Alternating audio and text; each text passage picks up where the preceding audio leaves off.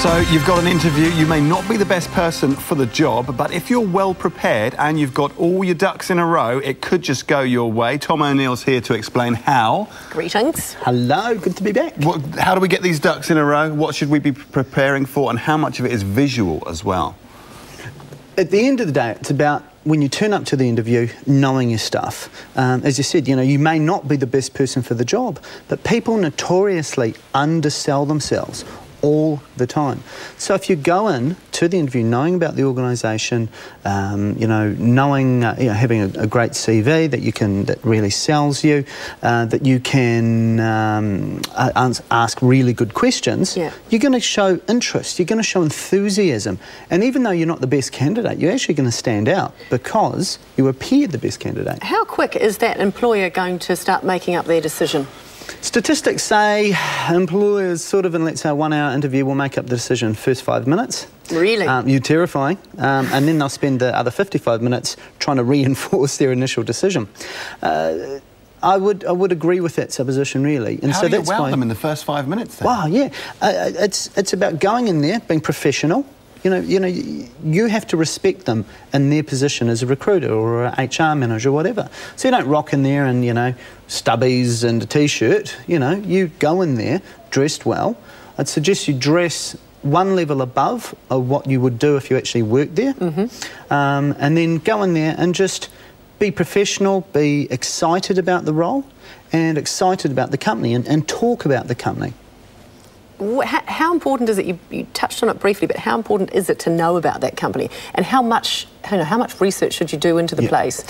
I call it home ground advantage. When a person goes to, the Times newspaper in the UK did a study and they found that football teams at home score on average 37% more goals at home than they do away.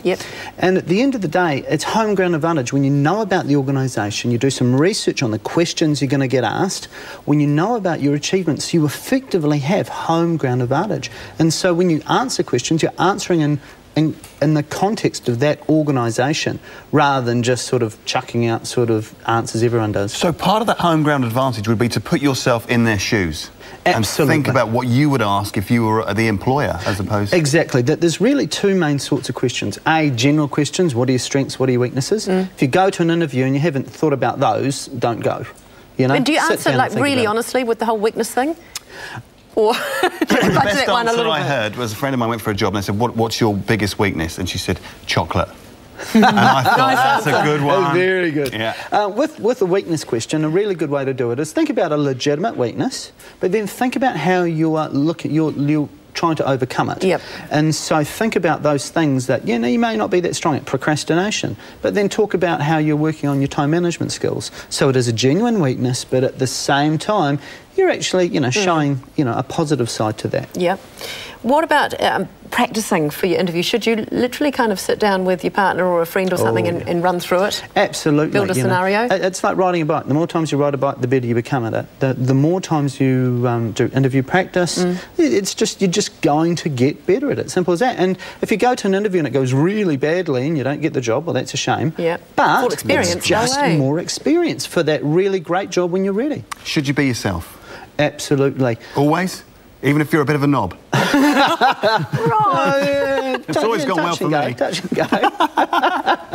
Sadly. I would certainly suggest be yourself.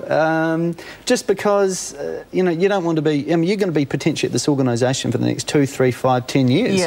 Imagine trying to pretend you're someone else for the next decade. How bad would that be? Just one last thing I wanted to ask was referees, how you have them on your CV, you need to obviously have them current and that. But how often are those referees called? You're a madhead if you're an employer and don't contact referees. Right. Absolutely. In this legislative environment, and it's you're just going to cause damage to your own business. So, and as a former recruiter, a lot of the time I'd have someone who was brilliant, and then you phone their referees and you find, oh, John wants another job, or who's John, or not John. So you need to make sure your referees are all up to speed with everything and you know them well. Because they're your backup. Absolutely, Cool. Thanks, Tom. Thank you. There's more on how to nail that interview on our website.